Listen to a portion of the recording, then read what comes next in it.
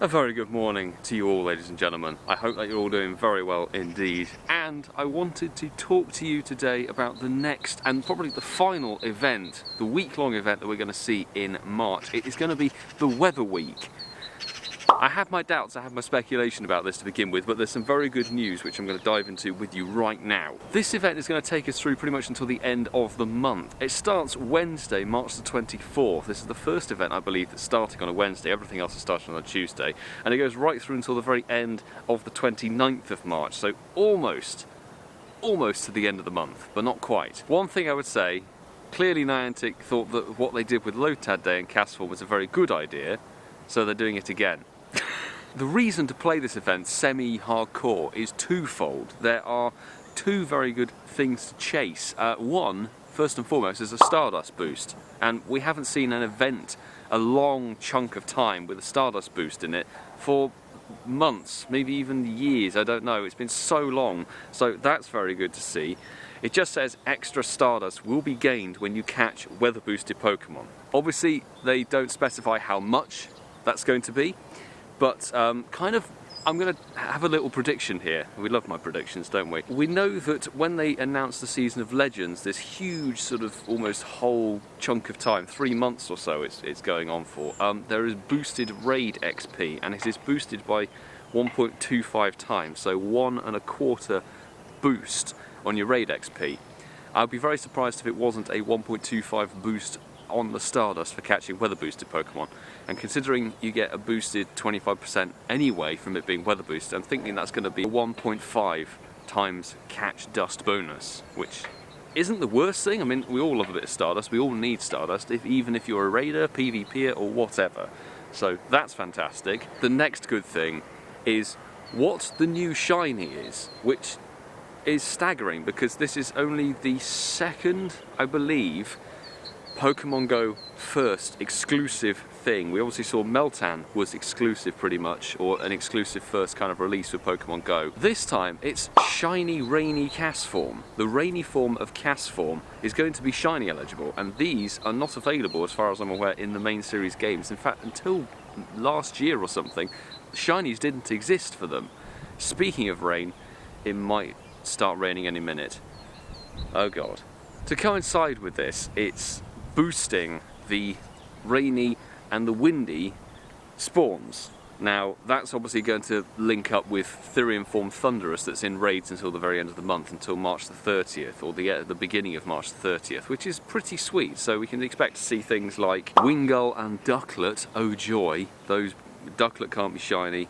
It is in fact going to start raining. Are you serious? In fact, we could call this the British event, shall we? We've got rainy and windy spawns boosted. It's the British Weather Week. We've got a bunch of Pokemon hatching from 5km eggs. I'd seriously say you don't really need to bother with any of them because they're all a bit non-entity. They're all kind of a shiny hunt, really. The raids, again, 1-star is Slowpoke and Tynamo. We've just had Tynamo released in the Charge-Up week. It's useless, Slowpoke, shiny hunt, but put your pass into Therian Form Thunderous. You're better off to try and get a good IV one of those than anything else. 3 stars is Swellow and Pelipper and more. Avoid at all costs. And the Megas are pretty much the same, I believe, as they are now.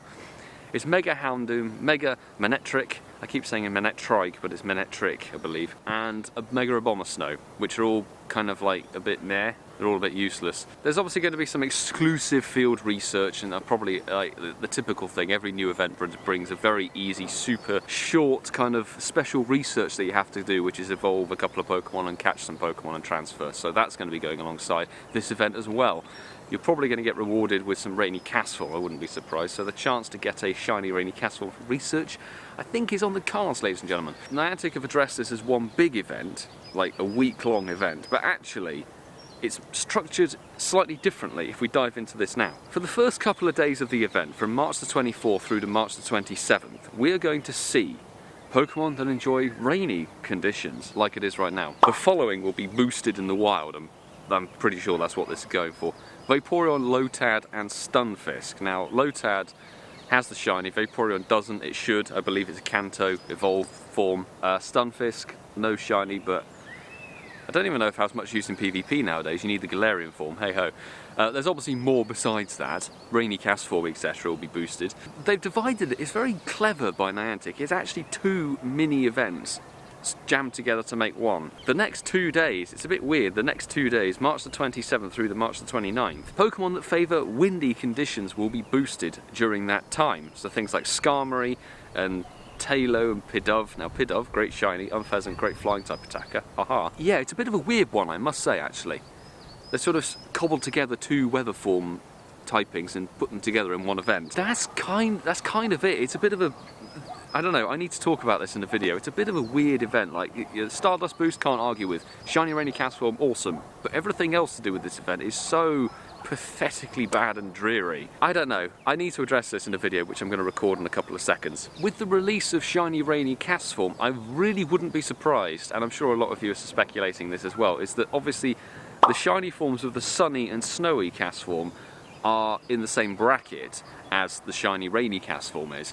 I wouldn't be surprised if we saw a weather week later on in the year, maybe towards the tail end of spring here in the Northern Hemisphere, that focuses on the Sunny Castform.